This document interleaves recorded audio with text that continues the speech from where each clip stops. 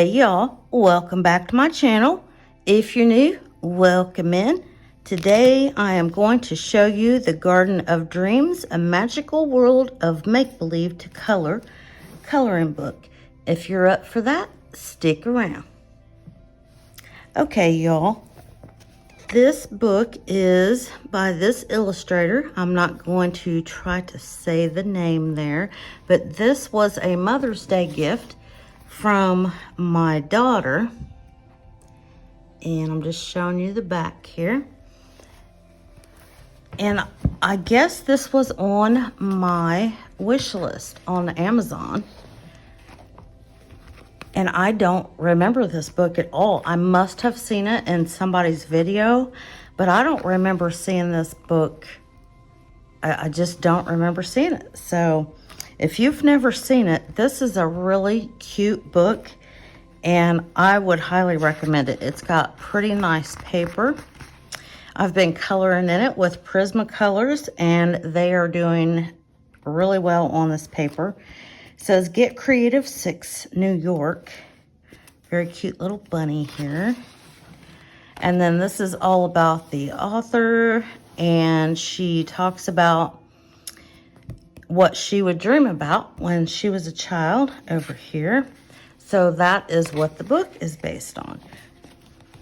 And it starts out with the little girl asleep in bed with her little teddy bear.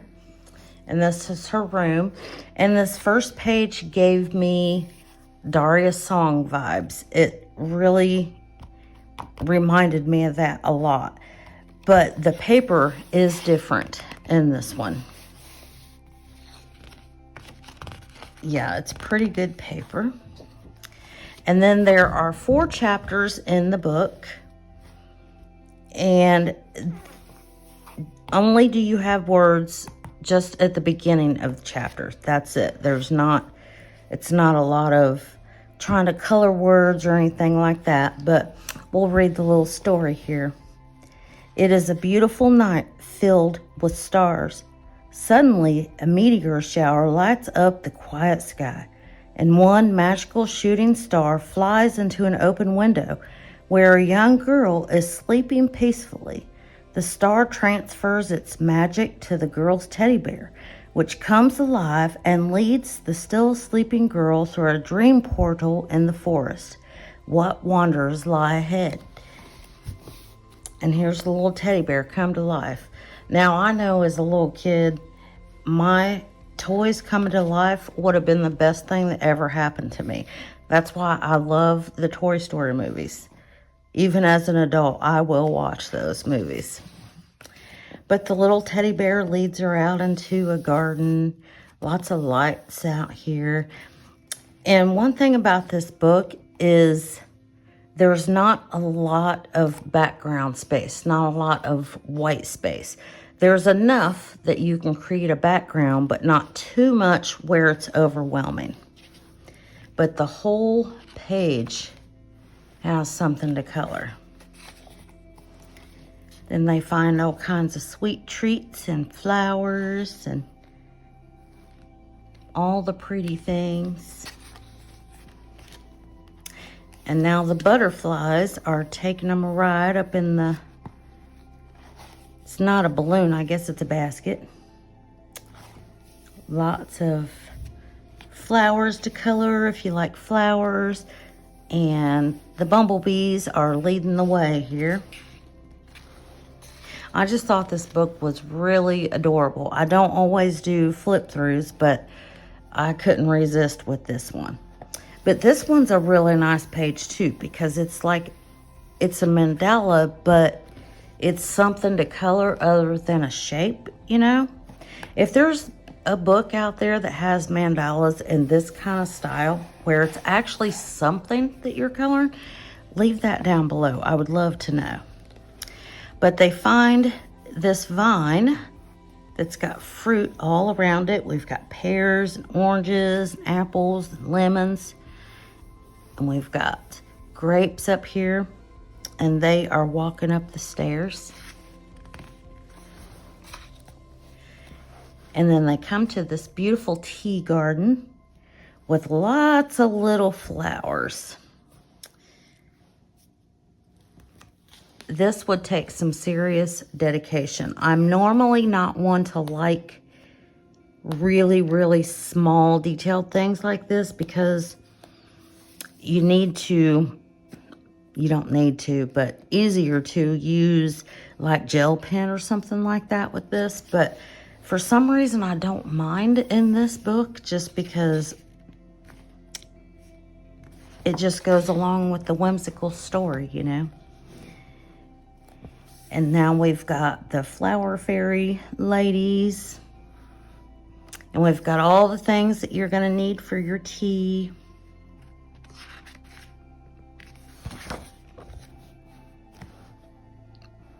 Another garden, and there's castles and buildings up in the sky.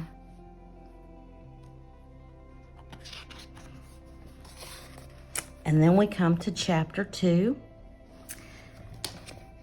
Chapter 2 says, on the other side of the dream portal is a beautiful hanging garden high up in the clouds. Deep within it is an ancient tower where an astronomer lives. He tells the girl that the heart star belonging to the princess of Dreamland has been stolen and that she has been summoned to Dreamland to search for the princess's star. The astronomer tells her that according to the gossip from certain ladies of the flower court, Scorpius might know the whereabouts of the heart star. So here's the astronomer. So you get this really cool astrology page. Crystals here, you can work on coloring your crystals. And then all of his tools.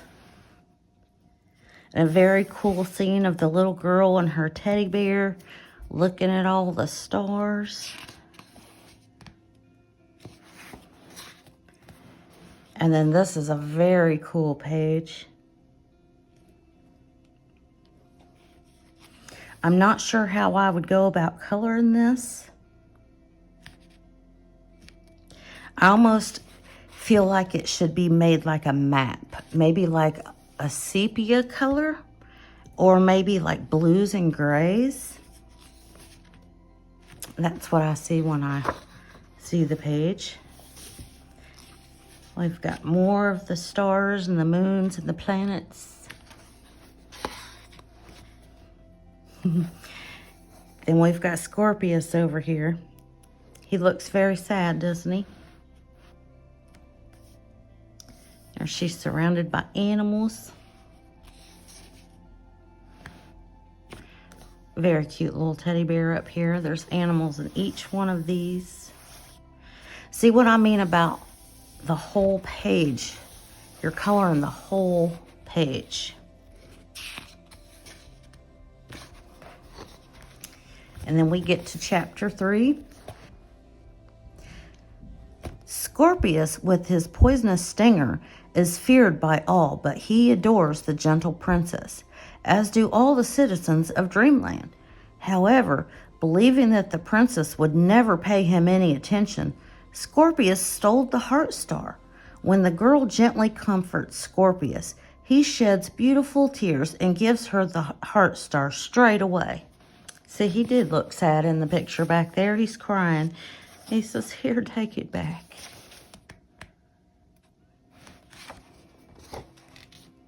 So now the girl's got the heart star.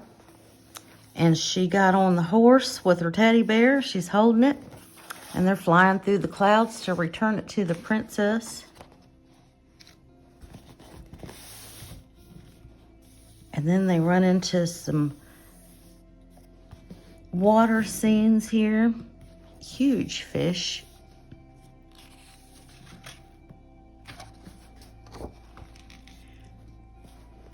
And we've got another like mandala page. For some reason, I don't normally like pages like this, but for some reason I like it in this book.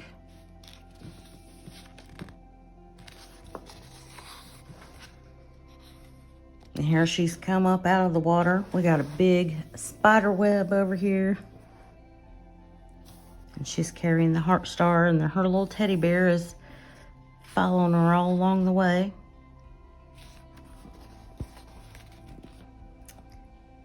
And this must be what is inside of the castle where the princess is.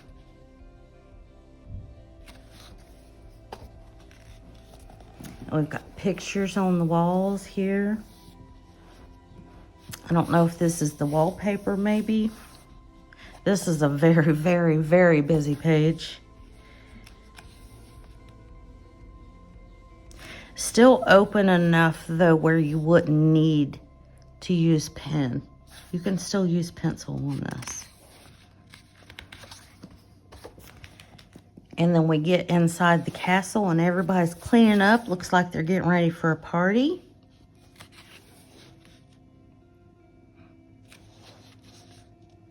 This page is definitely a commitment. And there's some pretty jewelry and hair clips and a key. And I think this looks really cool. You can see her sleeping through the keyhole.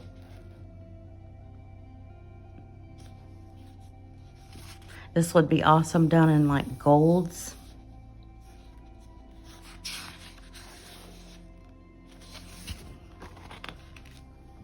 She's got to figure out which door belongs to the princess.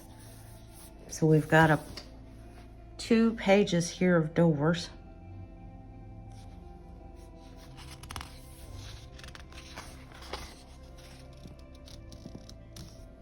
And we've got perfume, flowers.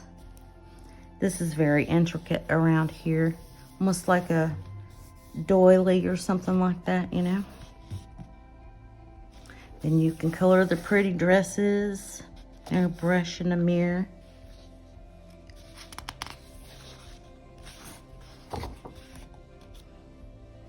And here's the princess. She's asleep, and the little girl and the teddy bear is giving the heart star back to her.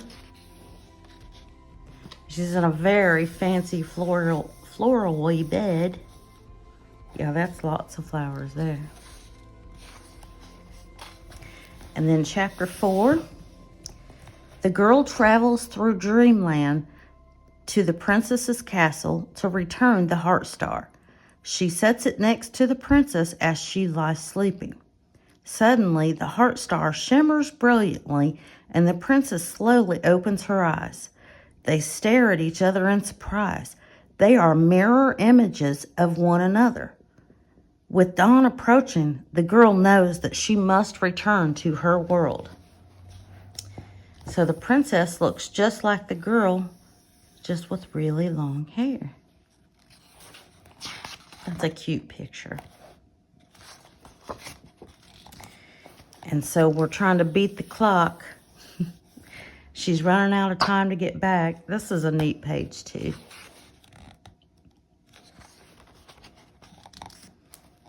And we're going to have all the animals of the land form a parade to get the girl back to her world. There is a lot of white space on this one. This might be the biggest white space. And we're almost through the book. So, yeah. I say that and I turn the page. And there's even more. But the parade part of it has got a lot of white space, but that's a good thing. And then the princess sends the girl back on a boat to her window, to her room. This can be a really, really cool page. But then we turn to the page that I've been working on, which is the last page, and it's the girl sitting in her bed. Looks like she's sucking her thumb, and looks like she's woken up, and of course it's almost morning, so I've colored this a dark blue instead of like a black or a light blue because it's really early in the morning, right before daybreak, you know. But if you notice here, her bed is a boat. But in the beginning, when we started out, her bed was just a regular bed. So it transformed into the boat, and that's what she woke up in.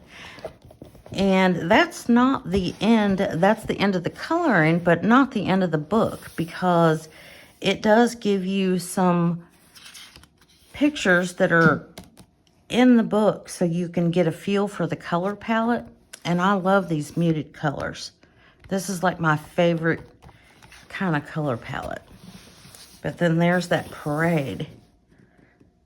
And it looks, they didn't do anything really special to the background, just a little bit of color, but it looks really good. So, you know, that gives you an idea of what you can do.